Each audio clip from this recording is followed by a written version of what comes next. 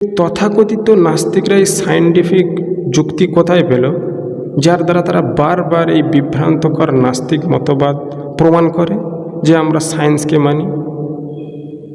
আর আমি এটা বলছি এমনি অযৌক্তিকভাবে বলছি না, এবং আমার কাছে কোনো এভিডেন্স নেই এমনটা নয়। কারণ আপনাদের সামনে একটা আর্টিকেল দেখাচ্ছি, দেখেন। এই আর্টিকেলটি পড়লে আপনি বুঝতে পারবেন যে আর্টিকেলটি ন্যাশনাল একাডেমি অফ সায়েন্সের ওয়েবসাইট থেকে প্রকাশিত হয়েছে, যেখানে পরিষ্কার সায়েন্স বলেছে যে আমাদের বিষয় নয় যে আমরা ধর্ম সম্বন্ধে আলোচনা করি, এবং সায়েন্স ধর্মের সৃষ্টিকর্তা নিয়ে আলোচনা করে না।